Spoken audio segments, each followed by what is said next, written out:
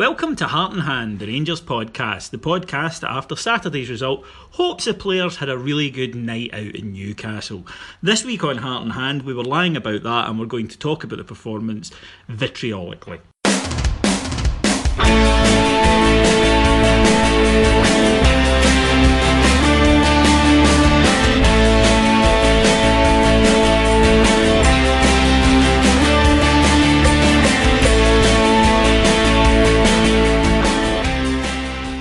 So, welcome to Heart in Hand, the Rangers podcast. My name is David Edgar. I am your host, and I'm joined this week by two of our most swinging ladies' men type in this Christmas period. Certainly, these guys would be a danger to the mistletoe.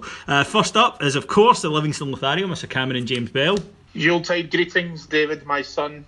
And handsome Andy McGowan makes up the team. I like that. That's a good tagline. Yeah. You could do worse. I mean, you should hear what Scott had to put up with over the years. So, yeah, take that one and run with it. Right, lads, there's only one place to begin, which is more than I think Rangers did. We took on St Johnstone at Ibrox Saturday, 3 o'clock, and went into it in the back of a good run of form. It didn't really start well, actually. There was an error from Wes in the first minute, but seemed to recover and scored very early on. A very good goal, lovely pass from Ryan Jack through to Alfredo Morelos, who put it away, and everything seemed great. But that was probably the high point, because after that, Rangers conceded very quickly. Actually, it went back to 1-1 when they allowed a shot from outside the box. Decent hit, but disappointing goal. Into the second half, and St Johnstone sat in, sucked everything Rangers had to offer, hit us on the break, and we gave away a really terrible second goal with a cross into the box. St Johnstone had one man in the box and he's been left free to nod at home. And not long after that, with about 20 minutes to go, Rangers have conceded when Declan John has jumped over a shot from the edge of the box and it's went in to the far corner from where I was sitting. And we deserved fuck all from this game, Andy.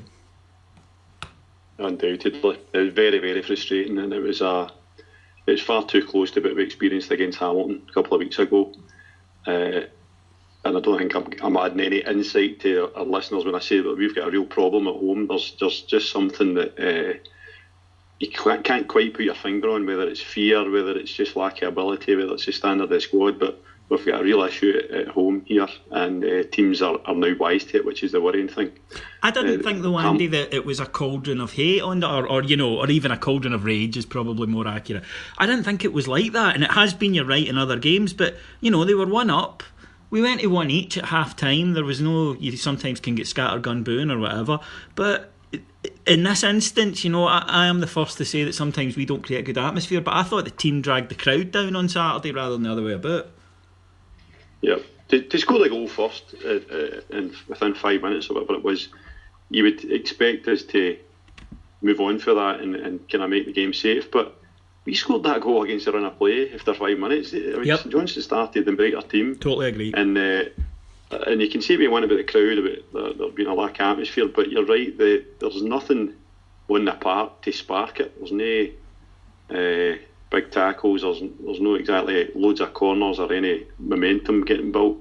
So it was just it was a very flat game, both the team and the crowd, but I think the two kind of reciprocated each other. Cammy, I think Andy makes a great point there, and I want to talk about momentum. We had it in terms of results, but he's absolutely correct. At no point during that 90 minutes did Rangers put together a sustained 2 or 3 minute period of intense pressing or tackling or corners or playing the game in the St Johnstone third. It just, we fell into their game plan really early, which was they were just going to sit in and allow us the ball in front of them. We never really looked like penetrating it, and then whenever they felt like it seemed to me they took the ball off us, attacked and looked threatening, and I can't think of one area of that Rangers side that functioned. Nah, and it's a bizarre thing to say, but if St Johnstone score with that idiotic manoeuvre that Foderingham came out with in the first 5 minutes, and they got a goal back from, well, they got a goal out of that opportunity, bizarrely I think we would have won the game, because I think that goal would have given the crowd a spark to try and motivate the team to get an equaliser, then that equaliser would have motivated us to try and get the team to a winner. And we were just very. I think I'm not willing to blame the home support in terms of where we're sitting at here. I think the players are far too comfortable at Ibrox, and it feels almost as if they just think they're going to win purely out of merit. Whereas all we've done this season is see teams that if we're on the attack, if we're trying to either get an equaliser or get a winner within the last kind of 20 to 30 minutes, they'll just simply stick everyone behind the ball, and they've got no reason to alter that plan. And we were weak and very toothless.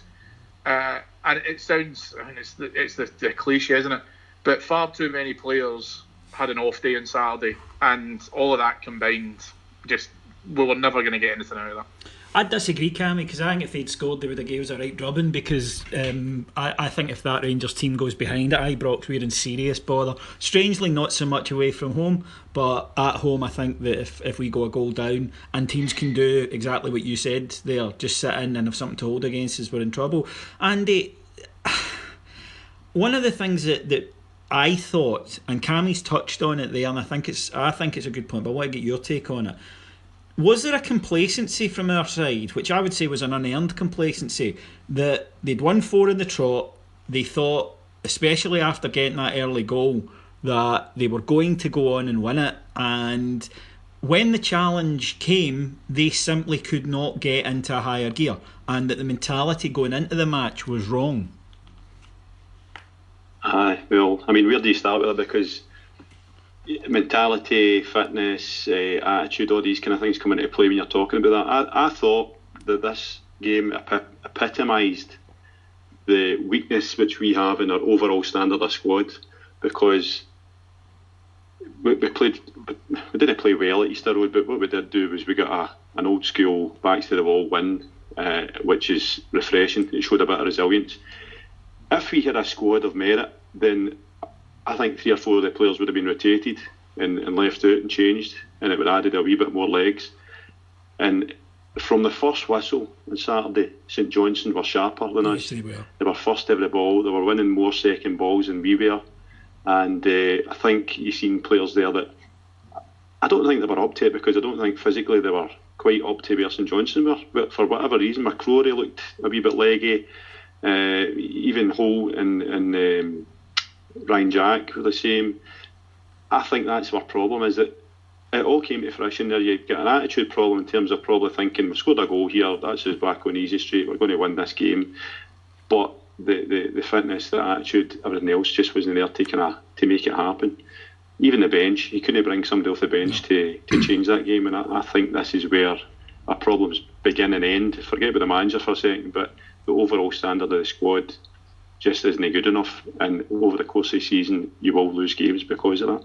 That bench, Cammy, that Andy talks about, that bench, Cammy, what we had on it was the 2 players who came on and were clearly the only 2 that Graham Murty thought could or were worth throwing on, were Nico Kranjčar, who looks completely shot as a footballer, Eduardo Herrera, who is not, for whatever reason, is not going to work at Ibrox. I think that's clear. And the rest were David Bates, Jamie Barjonas, Lee Hodson, and who was the other one? It was another young kid, Ryan Hardy. So you've got there basically 3 kids trying to make their way in the game, and one guy who's dictionary definition squad player, who's there because he can play fullback, both sides, not particularly well, but he can do it. And we had a bench that had nothing on it, so there wasn't even the hope in the stands of, well, get this guy on. It was more a case of we could do with a change, but the stands knew that there was nobody on that bench that was going to come on and do something. Nah, there's no inspiration there, and it would be interesting. We'll never know the answer to this, but it'd be really interesting to know if the players have maybe looked at the fixture list maybe 6 weeks ago and thought, we've got some really big games coming up here, and if we can get through them with X amount of points, basically by the time that we play St Johnstone at home, that's the run-in. So there's no real, we've kind of crossed the hardest part of it, and actually you come through that with flying colours, we've all spoken about in the pod. And to me, their attitude and their approach the physicality on Saturday from the kick-off suggested that they thought it was a shoe-in, and exactly as Andy says, much sharper than us. I don't understand. I really genuinely don't understand as to why Cranchar was involved on Saturday, because we had the same issue when we were chasing in the last game at Ibrox, Danny Wilson winner, and Cranchar wasn't even involved in it in that aspect. I don't know why Murray seems to think that as soon as you go 2-1 down, Nico Cranchar is the go-to guy. Well, he doesn't, Cammy, because he didn't bring him on when we were chasing a goal against Hamilton. He didn't bring him on when we were chasing a goal against Ross County. I think on Saturday it was just desperation. It was just a gamble. It was, we know he can occasionally pop in a screamer, and let's put him on and hope for that. And of course, as soon as it went to 3-1, it was done.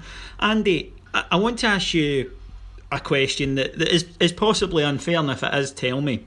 Now, the Rangers player had their night out on Saturday night, and it was all pre-arranged, it was all booked, and I'm not one that goes up in arm and says that you should cancel a Christmas night out on one performance on an arbitrary result, because I think that they're still human, and although they do earn a lot of money, and we get frustrated and might want to cancel things out of spite because they've ruined our weekend, maybe we'd like to ruin theirs, but I don't agree with that normally. However, is it unfair to maybe suggest that was at the back of their mind on Saturday, that they had a big night out planned? Because it was, a word I kept hearing and I kept thinking and I kept hearing round about me was lackadaisical.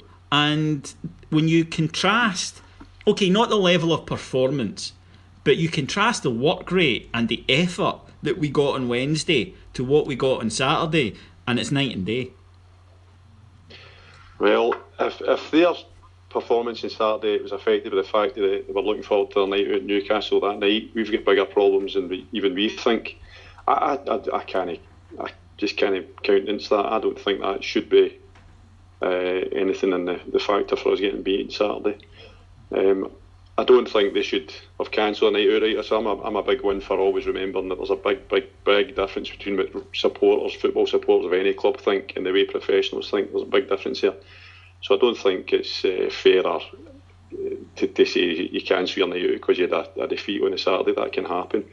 But I'll tell you what you shouldn't be doing. You shouldn't be filming it and putting it on Instagram. Yes. All the Rangers supporters are sitting pig sick because their weekend's been bloody ruined. Correct. Because that is just pointing out how out of touch you are with what we're feeling and what we've been through all this time, right? Mm-hmm. We're very, very sensitive to stuff like this just now for real reasons. So don't put it on Instagram or Twitter, whatever it is. Just keep it to yourself and share it amongst yourselves. Absolutely. I mean, that's a WhatsApp group thing, if ever I saw one. And then after the next win, by all means, get on Instagram and pop up, this was from our night out. But yeah, you're right. And it was a sore one on Saturday night. As I say, I'm not one either for going, no, they should cancel it. But when I saw that, there was a bit of me that did think, right, let's go down to Newcastle mob-handed and sit them in the corner of a pub with a water till they think about what they did and stand over them.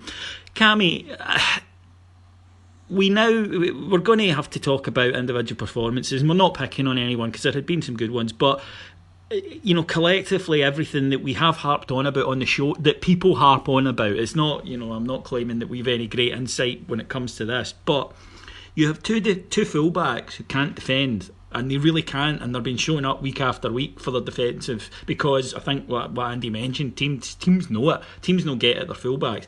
The centre halves on Saturday were awful. They really just had a nightmare, and I think it was a case of Alves had split opinion with his performance on Wednesday, because I think it was a split performance. I think the first half he was awful and the second half he was excellent, but on Saturday he looked disinterested, and his passing was on. At one point, young McCrory ratted back to win a tackle, and you see he'd followed the ball about 40-50 yards, won it, passed it to Alves, who launched it lazily into the corner and it went out for a throw, and McCrory just turned around and looked daggers at him.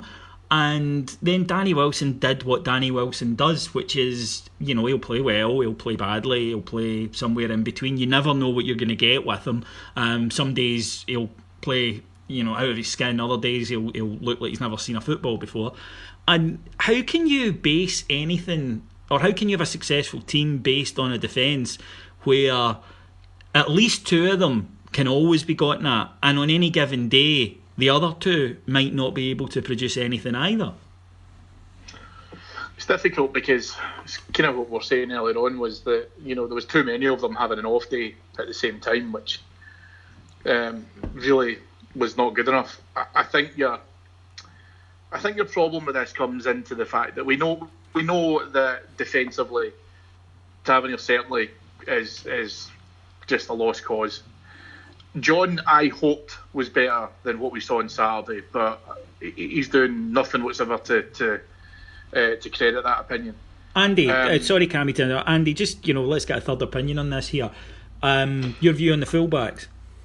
I think Tavernier's improved defensively, I've got to say, right? That's not to say he's a perfect fullback. I think he has worked on his defensive game, but he's still got it in him to make mistakes. Declan John, I've not seen him stop a cross getting in yet. He's not close enough. For a guy his pace, it's just, if you're watching your team, that would be the first thing you put a big red circle in left side. Yep, I agree. I think every time somebody goes at him, I'm expecting something. I'm expecting a ball in, at least, you know, and it comes down to then whether or not the defence can deal with it. That's any time somebody goes at him. Anyway, sorry, Cammy, you were saying?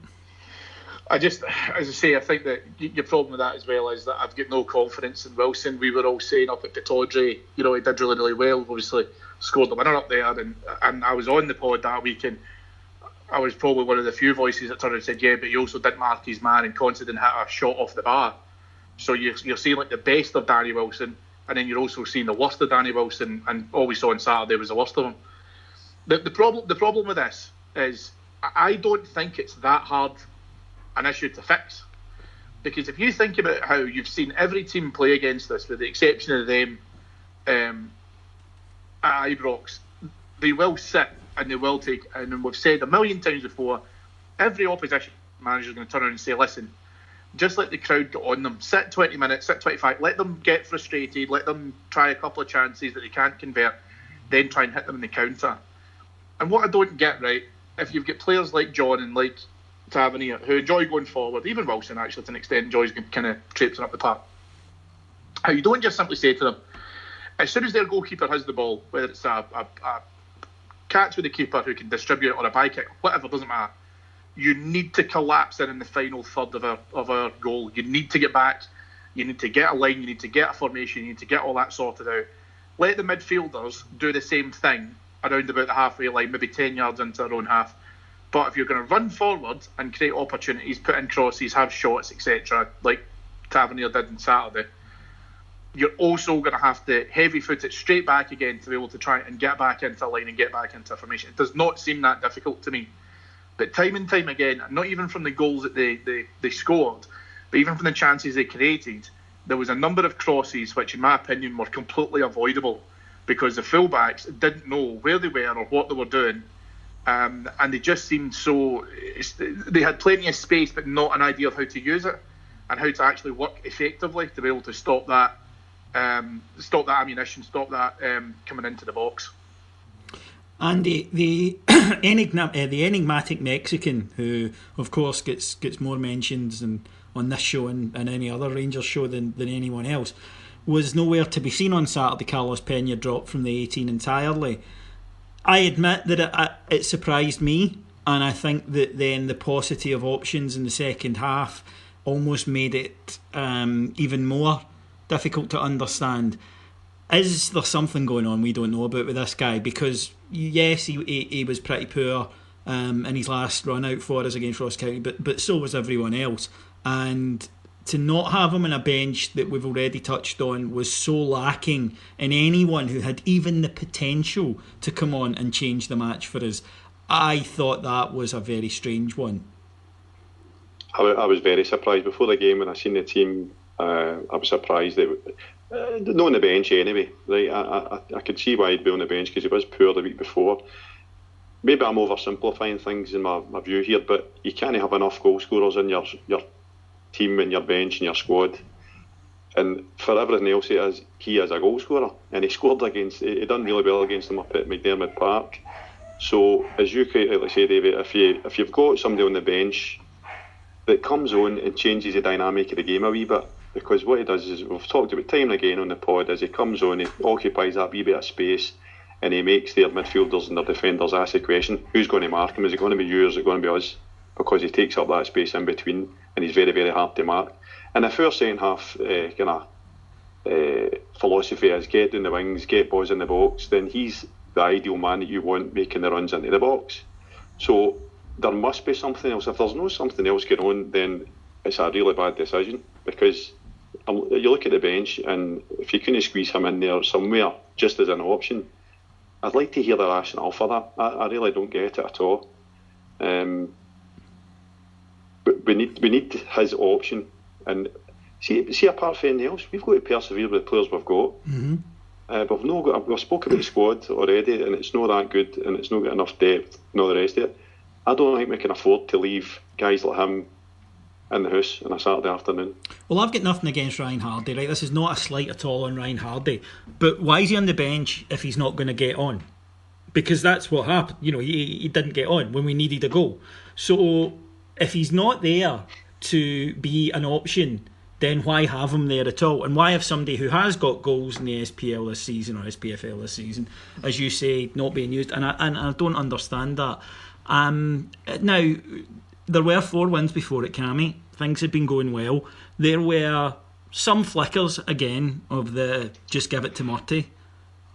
But do these occasional lapses kill that idea? Or is it simply a case of this Rangers team, this is as good as they are, they will win some games, they will lose some games, and it doesn't matter if you get Graham Murty or Ian Other in? No, because I think your problem is, see if Murty knew how to fix the problems that he has, we would be seeing very different performances. And Alex spoke really well on the last couple of podcasts about the difference between performances and results, and he's 100% on the money. The problem you've got with Murty is, I think if you were to assess Murty on desire to get that job, I think he would be an out-and-out winner. The problem you've got is he doesn't have the experience, he doesn't have the reaction, and I don't think he has the smarts at the moment. And I'm not discrediting the guy, because it's still, you've got to understand, he's still very much in the infancy of his managerial career. The problem you've got with this is he doesn't know how to fix problems immediately, i.e. make effective substitutions, because some of them work and some of them are just fucking bizarre. I think that he needs to be able to understand how to do the man management piece better. So, as we were saying there, I would have absolutely expected Tommy Wright to get that team sheet when he was in Ibrox on Saturday afternoon and raise his eyebrows at the fact that Pena wasn't there. Because he probably, like we've always said, well, I need to work out how to deal with this guy. It's like we've said he's a silent ninja and all that. Murty can't explain to us as to why he's not there, and if he's not there for some reason which we assume is non-injury related, it starts to dial back to his man management perspective. And I'm sorry, but I understand the argument about bringing Hardy on. I don't think we've had a run of games within the last 5 or 6 wherein really could have featured heavily, if I'm being perfectly honest, because he wasn't going to play against Aberdeen. Hibs was a fucking battle, all the rest of it. And I'm not blaming it. I'm not blaming a single on Hardy. There wasn't a single player on that bench on Saturday who was a game changer, not one. And the worst thing about the worst thing in that situation, however, is that you probably do have young boys who are sitting there going, I really want a chance here, I really want a chance here. But to a certain extent, we would throw them under the bus if we're to turn and go, right, son, we're 2-1 down, we're losing this, we're getting battered, go in there and try your best. Because what's that kid supposed to do? I know, but I don't know if anyone would hold that against them. I don't think anyone would hold it against them, and certainly not in our crowd, and certainly not for a young player. But the problem you've got for a seasoned professional like Crancher, I would rather have Ryan Hardy have come on Saturday wanting to do something than Crancher coming on and probably just thinking, well, we'll see the clock out, see how we go on, we'll maybe create a couple of chances, but whatever. Because I think Hardy or Jonas probably would have made a far more effective difference, and it's things like that I really question. How is Murty engaging his players that when backs are against the wall, which there have been more than plenty of instances within the last few months, how do your players respond? And I'm very questionable about where that is. Andy? I've got an issue with Ryan Hardy being on the bench at all, because the way we are playing, I don't think it's any coincidence that the last couple of games, Aberdeen twice and Hibs in particular, we've played well, and the likes of Windass has played well because we've had space in behind. These teams were actually coming to have a go at us, whereas you can more or less put your hat on the fact that any team that comes to Ibrox, when we've got the ball, they're going to be pretty deep, they're going to have men back, they might only have one up, and that's what transpired on Saturday. And Ryan Hardy, as far as I can see, in the reserves or the youth development team or Scotland under 21s, is a player that thrives on space in behind. So bringing him on against 10 men that are lying deep, okay, he might be a bit of a poacher, but he's not the kind of player I would be bringing on. It's a strange one. And I know we're saying the likes of the man and so forth, but at least he's a wide man that can take a man on and maybe create something when you're chasing a game with 10, 15 minutes to go. We touched on it earlier, there was 20 minutes to go when they scored their third goal. And I don't think there's a Rangers supporter in the place that thought, well, we can still do something. The belief just wasn't there. It wasn't in the stands, it definitely wasn't on the pitch. That's the key thing. That's the key thing, that the players accepted it. You're spot on, but everyone in that stadium knew that the players thought, this is done. And at that point, they'd accepted defeat, chucked it, however you want to put it. They knew that they weren't going to get back into the game, and we can see that the crowd aren't stupid. We could see that they thought that, and then they went through the motions until it was the end, and couldn't get off the park quick enough.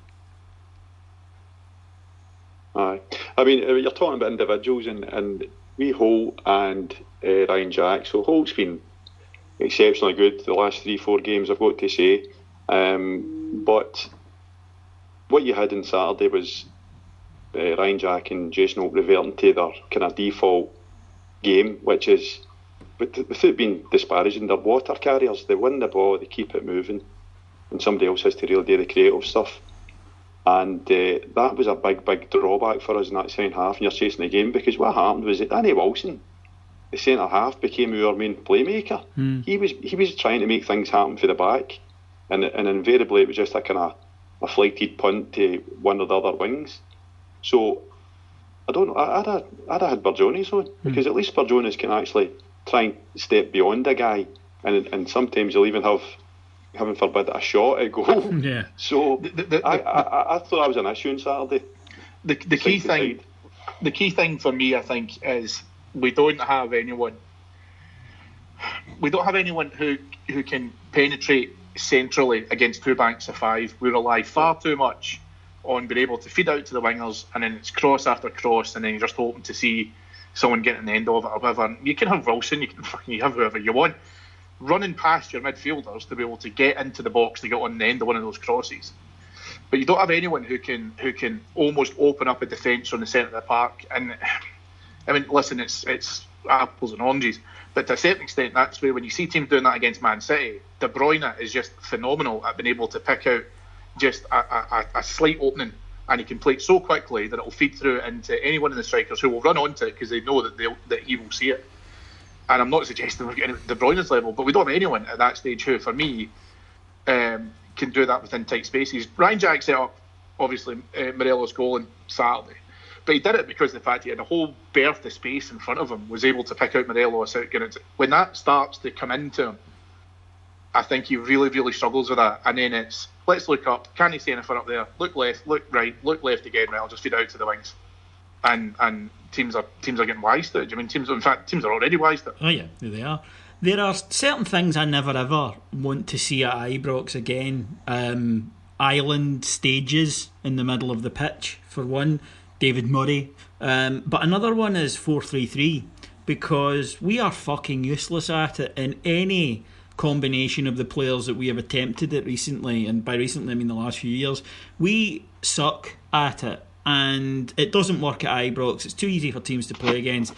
Josh Windass, who had been playing well, gets put out onto the left, where you could count on the number of one fingers the amount of matches he's played well in that position.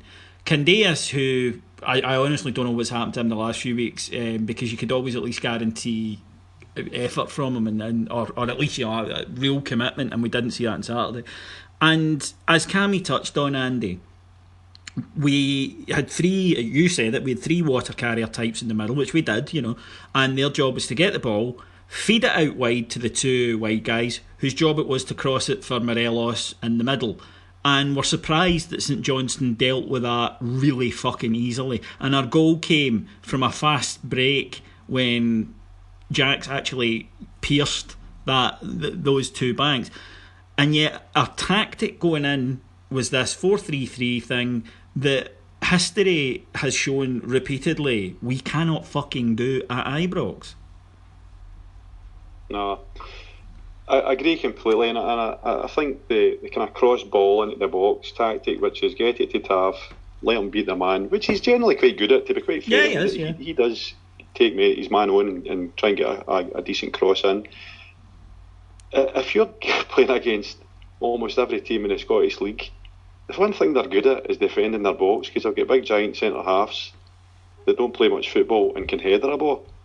And we've nobody that attacks the ball in the box. We've not had anybody that attacks the ball in the box for the last 3 or 4 years. I can't remember the last front. In fact, Windass was the last front post run I seen up at Pittodrie. We don't do it enough. So Candace or Tav can put in as many balls as they want. The amount of actual Rangers players will get around it will be very, very few. And the thing where you're talking about Jason Holt and Ryan Jack and McCrory, they do move side to side, right? And this is slowing the game down and making it dead safe on Saturday, and it just doesn't help when you're chasing the game. The number of free kicks we get around the box is proof positive of the fact that we've not got a midfielder that can actually try and just even step away from a man and get in front of him. Because we don't. The defenders of St Johnstone and Hamilton the time before, they didn't really even need to put a foot in. All they needed to do was defend space, and they knew that we would just keep moving it from side to side to side to side to try and get it to John or Tavernier. And it's far, far too predictable. And you're right, David, it comes to the formation. I think we're getting to the stage now that there's actually need to be a wee bit of a outside the box thinking, and whether that is, I'm not suggesting that's the answer, but it's an option. It's moving Tavernier in the middle of the park, because he would certainly drive on. We've seen it last season under Warburton. He would drive on the middle of the park. Something like that needs to happen, because there's nothing else jumping out at me to say, well, we've got this player to come back or that player to come back. I think we are where we are, and I think we need to actually start thinking a wee bit differently about what we're coming up against at home, because you can't just keep playing the same way. Cammy? It's an interesting notion. I think your problem with Tavernier potentially getting into the middle of the park is I think he shites himself when he comes up against potentially 2 or 3 bodies, or if he was front facing a back 4, which he's then trying to penetrate. I also don't necessarily trust his instant decision making. And if you think about the ball that was fed through to him, pretty much the latter stages on Saturday, Herrera touched quite a nice wee ball into his path. If you actually look back at that opportunity, he touches it 3 times before he eventually gets a shot away. And now I'm talking about in the space of about 4 yards. Yeah, Cammy, actually, that's an interesting point. Is that something that is happening too much at Ibrox because of the lack of confidence there? Because I noticed that on Saturday as well, and I know a few other guys had mentioned this to me. They take extra touches constantly, and as Andy says, that leaves them always needing to do the safe option. And is it because of I want to make sure I make this dead sick? You know, they're panicking and they're overcompensating. Yeah, it is. But then what you've got is, if you're trying to defend against that, and you know that your man in front of you is going to take a touch, absolutely. you can close them down very, very quickly. And what will then happen is, any opportunity you've got to try and create a gap or split a defence because of a first time ball is pretty much non-existent. It's really difficult, this one about the one at home. I don't know if it's a lack of confidence at home. I think there's maybe a lack of confidence from the players themselves. I think especially Tavernier, because bizarrely the third St Johnstone goal for me is textbook Tavernier, like just to be able to try and come in and have a shot at it, and then Booth goes, right by the keeper. But he wasn't capable of doing that. He wasn't close to being able to do that on Saturday. So it's a bit of a mixture in terms of I would like to think that what we're trying to do is we're trying to run drills, playing against in training 2 banks of 5. Say you've got 20 minutes on a clock and you've got to score 2 goals. You're a goal down. And you've got a maximum of 2 touches, and you have to create opportunities to be able to try and do it. It's the only way we'll get better at these things, because as you say, it feels like as if there's just this real lack of you know what there is? There's a real lack of risk from these players at home. They don't want to take dangerous options. Whether or not they think that will get an adverse crowd reaction or what have you, but it's playing right into the opposition's hands because it's making us dither on the ball too much. Yes, it is. No, you're quite correct there. Now, the endless managerial search drags on, and the latest name in the frame, according to weekend reports in the newspapers, is Tony Pulis, he who wears the club shop, and that has drawn an interesting reaction from the Rangers support. Some people say, well, he would obviously make us better. Some people saying he would, but the football he plays is incredibly turgid. Some others are saying this is a load of nonsense. Look at the money that he would undoubtedly be on, and the fact that he would absolutely be able to get a job in the Premiership in the new year as soon as a team is convinced they are in a relegation battle and sack their manager. He will be up there on their list. I suppose the counter argument to that is maybe he's a bit sick of that. I don't know. Andy, what are your thoughts on the believability of these rumours and the suitability if they were true? Well, I think it might be my first pod, I'm not sure, but I mentioned Pulis as my first choice, right?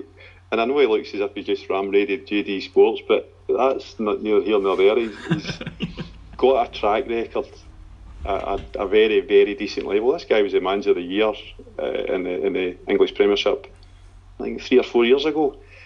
And to, on one hand, say, I'll take McInnes, but I don't want Pulis. That, to me, isn't a logical statement. I think Pardew would have done a job for us. I think Chris Coleman would have done a job for us. And I think Pulis would definitely do a job for us. And we can talk about the wheres and wherefores of his type of football. But we've just sat and talked about the game on Saturday there. And the one thing that would happen if Pulis came is our defence would be organised. We might be able to use a set piece, right? Because that's something I never spoke about. Set pieces are atrocious. Yeah, they are. Whether it be free kicks or corners or shies, whatever. The set pieces are just total missed opportunities when you're chasing games and you're not playing well. And I think, I don't want to say with kicking arse, right? Because I don't think that's the kind of, I think that's a cliche. But what I mean is, I don't think there would be many players shirking.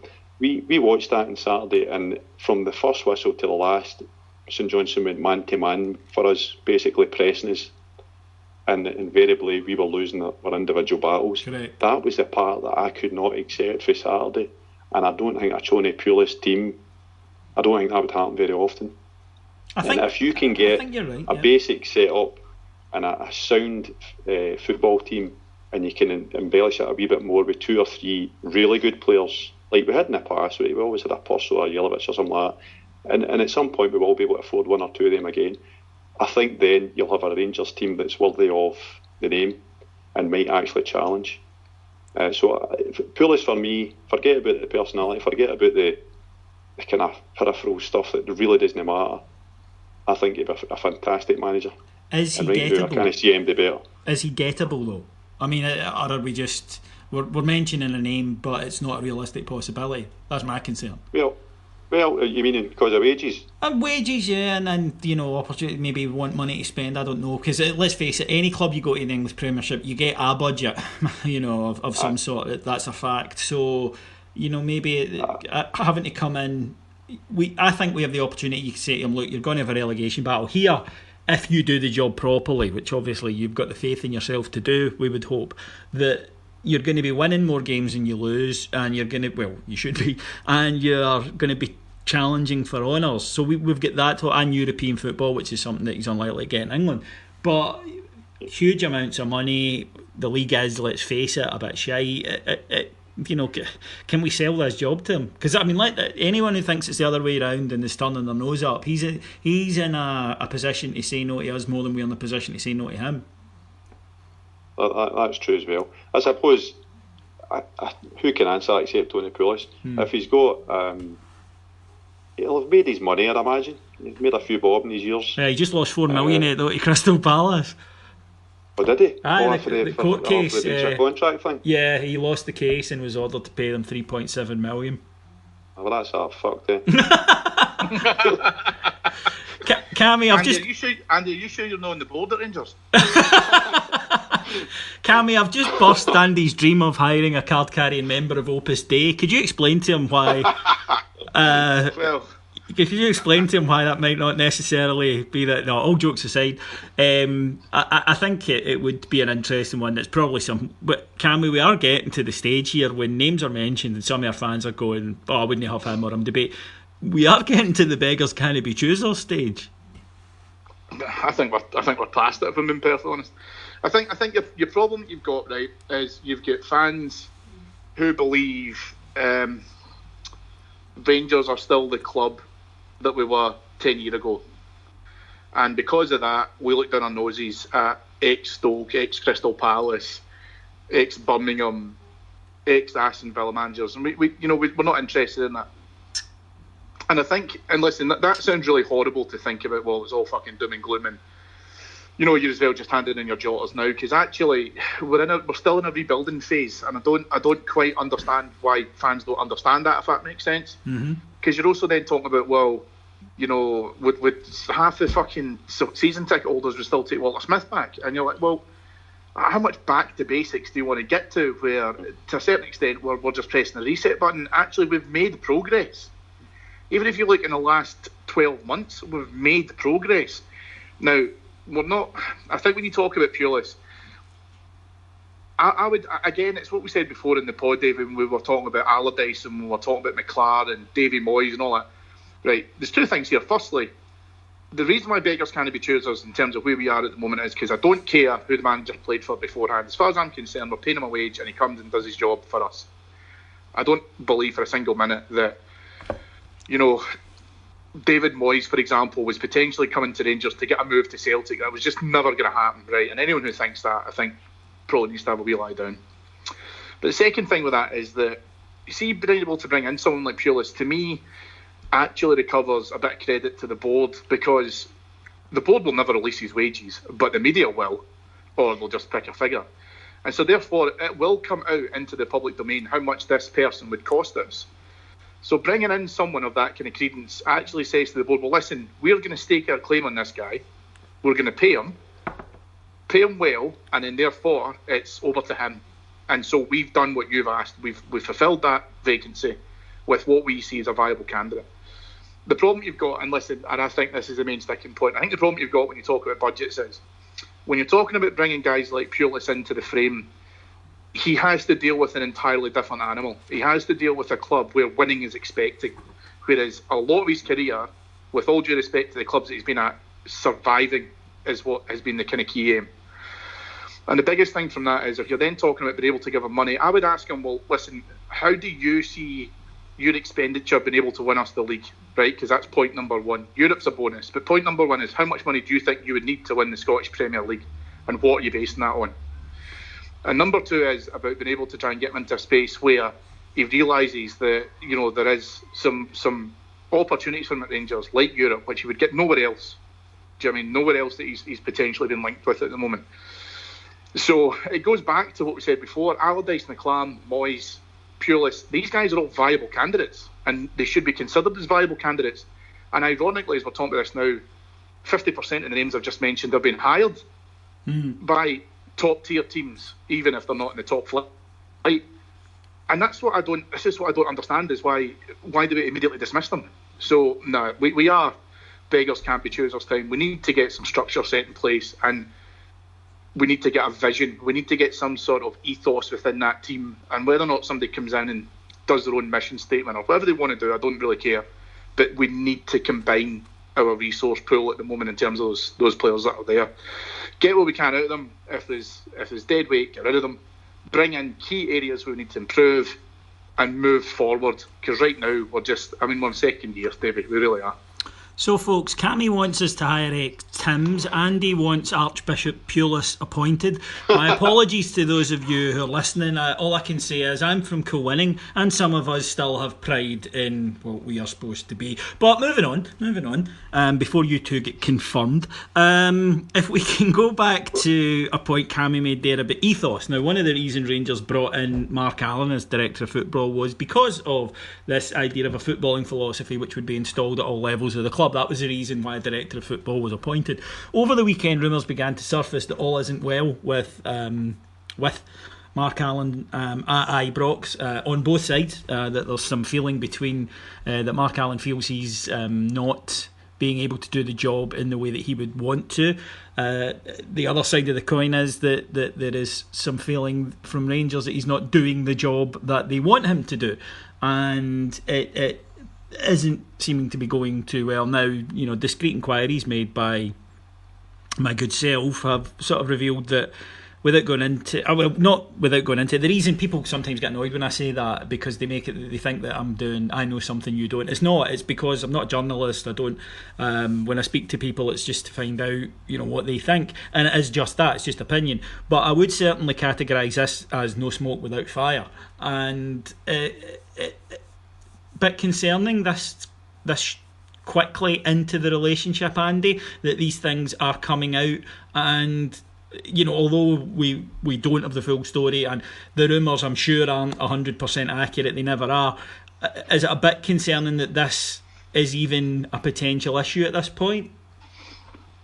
Well, I'm going to be an optimist here. I don't think there's any change in any business far less Rangers that doesn't come a bit of pain. I think that's the old adage, isn't it? Mm-hmm. And if this guy's came in and he's been given a remit, and it's a big departure for our club to go this way, but I firmly believe this is the way forward, for not just for Rangers but for most football clubs, is that if you get a continuity of structure, it means that the actual manager or coach, or whatever you want to call them, becomes less a stranglehold. So what I mean by that is, if you bring in a manager, so McInnes may have been wanting to come in and become totally autonomous, he might want final word, and then it doesn't work out, or else he goes somewhere else, and then you have to completely start again. You've not only just lost your manager, what you've done is you've lost your complete structure. So I think, looking at teams down south, you've got Watford and so forth, they've been big proponents of getting in their structure and letting the coach, and almost to the extent that the coach is disposable. If it's not happening, you get rid of them, you bring somebody else in, and eventually you're going to get success. Now, this is a European model, Andy. That's the way I think we should be going. David. This is a European model. You're exactly correct. Because their feeling is, they look at the British model of the manager gets total control, he gets to hire all his backroom staff, he gets to get the players he wants and sell. They see that as insane, because it means that every time you get every time you get a new manager, you've got to start again from scratch. Whereas their view is exactly what your view is that you have to sack a coach occasionally because it's not working. Yep. And when you do, if you've got everything else running smoothly, then it minimises the disruption. And I'm with you. I agree on the principle of it, and I think it's the way to go. But will there be a possibility that maybe people throw the baby out of the bathwater? And because, it could feasibly be that Mark Allen is not, for whatever reason, the right man for the role. We don't know that at this point. We're just speculating. We're just dealing in hypotheticals. If he's not the right man for the role, does that mean that the role itself is invalidated? I wouldn't say that, but it may be a school of thought. No, I think the role's here to stay, and I think there's a lot of things we've got to persevere with, and this is one of them. We've got to persevere with this. And if he's not the right man for the job, and how long's he been in? 6 months? Yeah. Was it August or something I started? So if he's not the right man for the job this early into his tenure, that is damning indictment on the selection, on who made the selections, and the spotlight should be turning on them. So where have we heard that before? No, and I know that sounds obvious, but no, but it's where have we heard that before? Because yes, you're right, and that is something that will be held against the board until they get an appointment right, and that's just a fact. Aye. So to kind of cut my rant short, what I'm thinking, or what I'm hoping, is that any of these kind of rumours or the smoke without fire kind of thing, I'm hoping it's because he's cracking eggs to make an omelette. And it's no because he's a dick or he's no getting man management skills. I can't believe that somebody that's worked at the level he worked at Man City in such a professional organisation with such a setup in there. I can't believe that's the case. That would be very, very surprising. Cammy, if, and it's early, but if, can the board afford another appointment to go tits up so badly so quickly? That's your that's your initial problem, though, isn't it? Because your downside to this is, and you have to be consistent when you're talking about where the board are at. And I don't think any of us would turn around and say we think that the board make good appointments. But if the manager chair is anything to look at. That being said, I think you've got to be quite hard within that role. And I think you've got to be able to make decisions for the greater good of the club. Now, what normally would happen with that kind of level of stuff is that if your director has come in and probably said, I would like to do A, B, C, X, Y, and Z. I want these projects to be up and running. This is the changes I want to make. This is what I want to instill, etc. This is what I want to stop doing, start doing, etc. Usually you've got a 6 to 12 month trial period, if you want to call it that, to be able to then say, right, well, that has either worked or not worked. And if it's been a disaster, usually they're out the door. I've got a degree of faith that he wouldn't have been able to survive being a failure at Man City, because Man City could pay him whatever they wanted to get rid of him. So there's a certain box tick there. But like you, I've heard the rumours as well that he was heavily touting McLaren and the board were dead against it. And the problem I've got with that is you're bringing in someone to generate, as you say, an ethos, a football and culture. If he believes that a candidate for the managerial position is someone who can do that, then to a certain extent you've got to give him final say. Otherwise, what you're kind of doing is you're giving the guy a gun with no bullets, because he can't do anything if he wants to voice an opinion, if he wants to put it across and then take it away. And again, in that circumstance, it usually ends up with the man in the middle leaving. So I would be interested to be the fly in the wall around, obviously if he did have preferred candidates for the managerial position which are being vetoed by the board, why they're being vetoed. Because I'm sure Alan, given the personality we're talking about here, would want to know why he's been overridden. But I'll be honest with you, I can see us doing this, and if he goes, I think we would go back to basics. I think we would go back to, right, we'll bring in a manager, they bring in the backroom staff, and away we go. Because now what you're talking about doing is having to replace a director of football, and they're not cheap. No, correct. They're not cheap at all. So, and if I was getting into that position and you had just been sacked from it, the first question I'd be asking in an interview is, what happened with the previous guy? What was the reasons behind that? What didn't work? Because I'm not walking into a job, and I'd presumably already be in one. I'm not leaving one job to come into yours only to find out that actually it's a busted flush and I can't really do anything here. So, Andy, Alistair Johnson, I want to talk about a little bit because there was some news of him over the weekend. But firstly, he said that at the club there were areas of significant dysfunction, and it then came out over the weekend that he had been, you'll know more about this than me, the legalities of it, named by the club as a person of significant influence at the club. Now, first of all, what does that entail? And is this a good thing because we have someone who does appear at least to share our concerns from the outside that the board is not working in as fluent a manner as it needs to? I wouldn't look too much into the significant influence thing. I think that's just a factor of being a director. And it might be he's just more, not trusted, that's the wrong one, but he maybe more senior than to others. We should maybe explain this to people that documents with Companies House reveal that he's been named as an individual person with significant control at the Ibrox club, and Rangers notified Companies House about this on November the 15th. So that's kind of what we're alluding to for people who may be wondering. But in your understanding of it, that's really just based on the fact that he's a director. I would think so. I think if it was somebody that's going to be in major control, then they would probably give him a title to go with it, right? And make it official. And it might be just be that he's somebody Dave King trusts, and I think they share views or values. I don't know. I've always found Johnstone to be pragmatic and honest, I've got to say, and although he's part of the All Board and everything that went with it, he came out of it with some credit. He came out of all that carry on with some credit because he called it and he let the fans know exactly what was going on in terms of White and what they thought of him and everything else. So I'm quite content myself with having him on the board and allowing him to have a significant say in the way we go forward. in terms of institutional failures that he spoke about, I mean, where do you start? This is the problem I've got, is that we're talking about the manager's job, we're talking about the director of football job, and it's very, very easy that when we're in the bubble of being Rangers supporters, it's very, very easy to lose the perspective that they are probably the two biggest challenges in football, two of the biggest jobs in football, bar none. They're massive jobs, and anybody taking them on, they need to have special characteristics and very, very strong character and temperament and durability and everything that would be needed to persevere with what we need to do in our football club. There's quick fixes and there's long-term stuff being done at the club, and I think that's a big problem with the manager's job, is it needs to be a special person, somebody. Well, Marty's know the answer. You can't go for want somebody with experience and so forth and then say, right, we'll just get to an under-20s manager. That's just a non-starter for me. And the same goes for the director of football.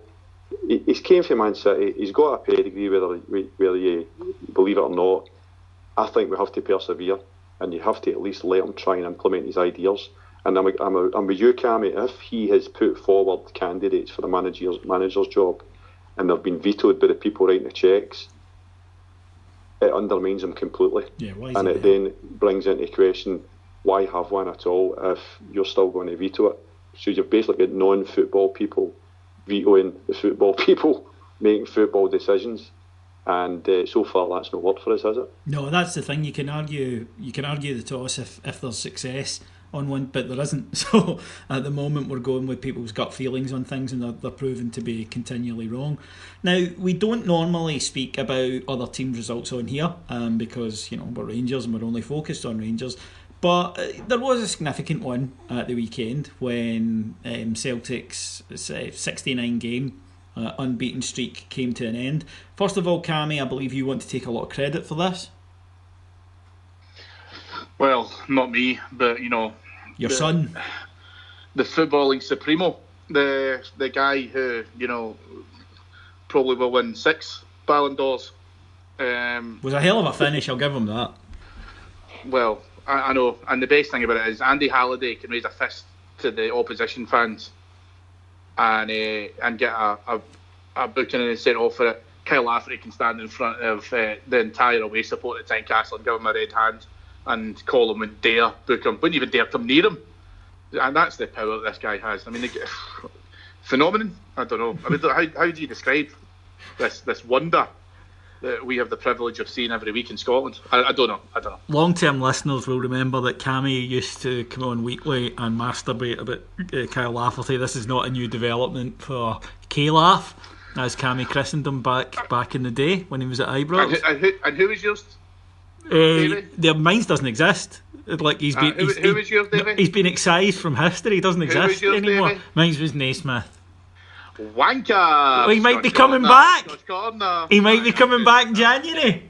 He's a fucking manager or director of football, whatever one he wants. Well, he'll still be referred to on this podcast as fucking Judas Rat bastard up until he scores a hat trick against the Tims and then stands there with an apology, which he reads out to each stand in turn. And even at that, he'll only get to kind of Kenny Miller levels as far as I'm concerned. But no, my heart broken. I defended that boy. Actually, the only time I've ever come close to boxing somebody at Ibrox was a guy giving him abuse, and I defended him. And I'm going to look at that guy one day before I die in a kind of my name is Errol way, and just go up to him and say, you were right, he's a fucking wank. But Andy, it made our result worse, because being Rangers fans, we are not like the Celtic support. We don't go, they get beat, everything's okay, because we love our club more than we hate them. But it made our result worse, because we should be out of this league. They should be way over the horizon, right? I mean, from what we're told about them being the super duperest bestest side that ever did exist, then they should be, and they're fucking not. And it's these stupid points we keep giving up that is stopping us applying pressure on them to a side who I think we all suspect deep down that if we put pressure on them, wouldn't react well to it. No, I mean, I'm no under any illusions. I'm going to pop everybody's bubble here. See if we'd beat Dundee and Hamilton. I don't think we'd have beat Aberdeen. Yeah, that's probably true. I think we beat Aberdeen because they needed a kick right up the arse, and they needed to prove that they were still a viable team, and some of the players were still worthy of playing for Rangers. I don't think the drop points theory and we would have been top if we'd won the 2 games, that kind of stuff. I don't think it works like that. Celtic are a formidable team, right? That'll lose me staunch points, but Celtic, this is probably the best Celtic team I've seen for as long as I can remember, right? But they're having a poor season, and the fact that we're only, let's call it 8 points behind them, is testament to the fact that we are in the midst of missing an opportunity here of at the very least portraying a challenge, right? And we're going to rue it, and this is why the managerial position that I know we've spoken about, but that comes into focus because we're going to piss away another transfer window that we can't afford to waste, and it's so frustrating and annoying that we're letting ourselves be in this position. I mean, I never knew Celtic were playing in Sunday. I forgot about it, and I went to see Star Wars, and I came out and I had about 20 texts. Same. Exact same, actually. I went to see Star Wars. Exact same. I came out. I went to see Star Wars and came out the cinema, and it was like. And at first I was like, 4-0? Fuck off. You know, I actually genuinely thought it was a wind up. But there was no kind of euphoria for me either, because you only get that euphoria if you're up challenging and it means something to you. And I was kind of like, well, that's great, but if we could have taken big care of business yesterday, I might actually rub my hands a wee bit. But I just don't have that belief in this Rangers team that, regardless of what Celtic do, it didn't have the same effect as it should have, and that's more a statement on us than them. Yeah. Cammy, how many players realistically do Rangers, well, we know how many we need, but realistically, what's the minimum that's acceptable to come in January? Be it loans, be it perm, it doesn't matter, but just how many bodies do you want to see arriving? I'd like to see about maybe 4 or 5. Where is an interesting question, because actually I don't know if we need to fill a position, we need to fill a skill. And by that what I mean is that there's some clear obvious gaps, a lot of which we've already discussed in the last hour. And for me, what would be really important is the issue that you've got with this, right? In terms of who we're going to buy in the transfer window is, so see if on the 1st of January we do, let's just say we sign Pulis, right?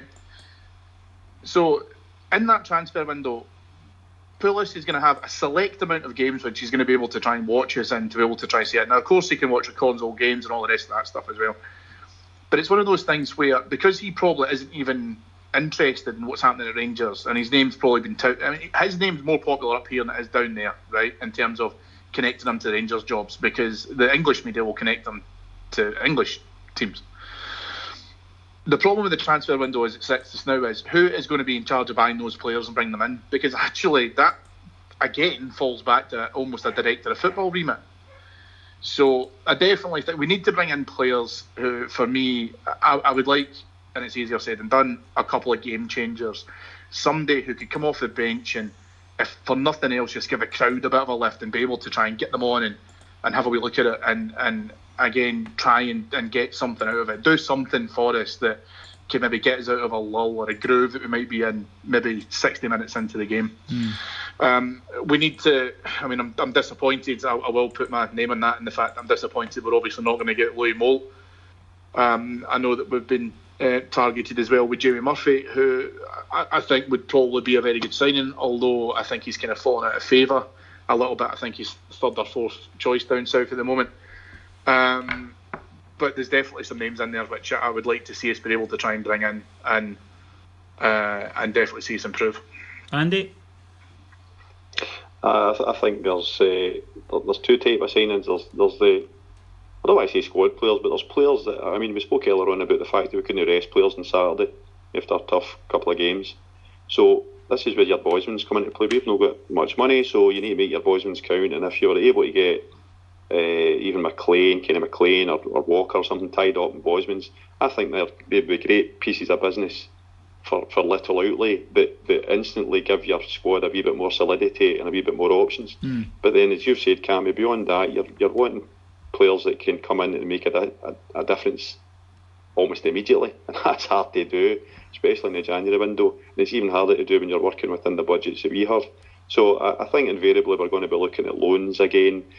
I think the problem we've got is that if you're a football player and you're coming to Rangers and you're signing a permanent deal, would you sign a permanent deal with Rangers for the director of football not knowing who the manager is? Because I wouldn't. No, you might not know. If the manager comes in and says, well, you're on a 3-year deal, but I don't quite fancy you, where does that leave you? I'll throw one out there, though. I think this is why we've got a problem in the transfer window with I think, listen, it's perfectly valid, but I would definitely say, though, that this mid-season transfer window is far more attractive than where we were last season at this time. Yeah, that's true. Wherein, listen, I don't think we'll win the league. Believe me, no one will be happier for me to be proved wrong if that turns out to be the opposite. But from that perspective, we're in a far more attractive position to be able to try and do that, because we're knocking on the door of Europe. We can get into that that's a fair point. Getting into there as well. So I think the other thing is as well, though, that you're probably saying loan players, as you're basically saying, well, you're here until the end of the season, so getting into Europe's going to mean fuck all to you. But Cammy, actually, I'll cut across you there, because I'll throw one out there. World Cup's coming up, and if you want to be going to the World Cup, you've got to be playing. Now, obviously, I'm not suggesting, guys, for you're going to go into, like the Portugal or Brazil squad or whatever, but there's a lot of teams going to the World Cup. There's a lot of players wanting to go, and there'll be a lot of players who currently are worried about their lack of first team action. And we can give them a platform, if nothing, a reasonably high profile platform, and certainly a good highlight reel to send to a national coach if you're scoring goals in front of 50,000 and being adored or whatever. So maybe that's something to look at in terms of the loan market. Well, we can, but then the challenge you've got with that is that anyone who's in that frame is going to cost money week on week with wages, albeit their parent club will subsidise some of that, most likely, but it's still going to be an expensive signing for us, which then starts to limit the amount of players that you can bring in. So my big worry about that scenario would be, well, let's, rather than either getting 4 or 5 loanees / signings who we can bring in decent wages that we can afford, let's do that. If we were to then put all of our gamble on maybe 2 or 3 internationalists who, as you say, are looking to get back into the national frame and therefore would want to come in and play well, then that's a very select pool, shall we say. Another problem with this is I still remember when we're talking about getting into like the World Cup and all that, and then Laudrup trying to get back into the Denmark squad, and he just moved it down a gear because he really just didn't want to get injured. Yeah. So when you think about some of the hammer throwers we've got up here as well, Joey Barton's a good example of this. See if Joey Barton had 10 years knocked off him and he was in the England squad, not guaranteed his place, but was in the squad, wanted to cement his place to be able to try and come into it. Look at some of the treatment that Barton got up here. Yeah. And that's what a player would end up walking into. So it's all very well and good saying, well, I'll help Rangers win a spot in Europe or potentially win the league or whatever, but if I then get a fucking knock by some fucking idiot up at Dundee or whatever and that puts me out for 3 months, what's the point? Yeah, it's a fair point. It's difficult. It's really difficult. On that note, I think that we'll call a halt to today's proceedings. Just a few things to let you know. First of all, if you agree or disagree with anything we've said today, you can get in touch with us. We're all on the Twitter. I'm at IbroxRocks. Cammy is at Beat That Beat. And Andy is at Bob McPhail. That's not your name. You've stolen that. This is I'm surprised at the number of Rangers fans that can't recognise Bob McPhail's name. They keep calling me Bob as if it's my real name.